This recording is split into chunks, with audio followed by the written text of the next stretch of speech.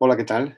Soy Antonio Cánovas, soy profesor de saxofón del Conservatorio Superior de Música de Oviedo, en Asturias, y director de la Banda Sinfónica del Ateneo Musical de Mieres, también en Asturias.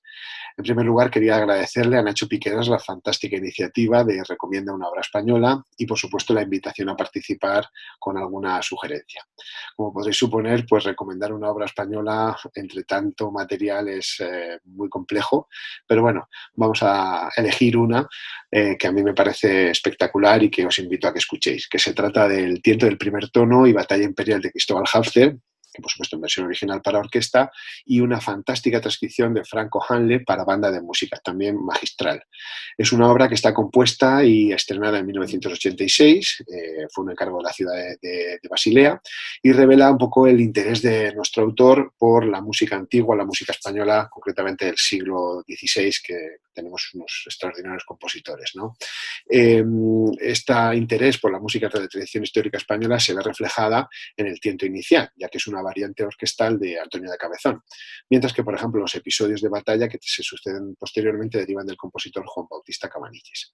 La obra comienza con unas notas prolongadas en la cuerda grave que crean una atmósfera, vamos a decir, sobrecogedora, y a la que pronto se van a sumar la madera. Posteriormente, los desarrollos armónicos son del todo clásicos y no hay ningún tipo de elemento que nos invite a pensar en una obra contemporánea, pero posteriormente se sucede una primera entrada de los metales y la percusión en la que ya se utiliza la politonalidad, con lo cual es un choque tremendo de sonoridades y de timbres. Posteriormente, la orquesta, vamos a decir que hay un estallido importantísimo en la que aparecen disonancias de los metales hasta que el motivo principal vuelve a imponerse bajo las llamadas de percusión y metal. Hay un clímax enorme que está llevado sobre todo por los metales, trompas, trompetas y trombones, sumados también a la percusión, que exponen un motivo muy rítmico y muy marcado. Finalmente, la obra concluye de una forma muy brillante y en tono marcial, con una orquestación espectacular que por momentos parece de alguna forma imitar o evocar las brillantes fanfarrias de Händel. Bueno, pues hasta aquí llega mi recomendación. Son unas pinceladas, pero lo que mejor podemos hacer es escucharlo y veréis la obra tan fantástica.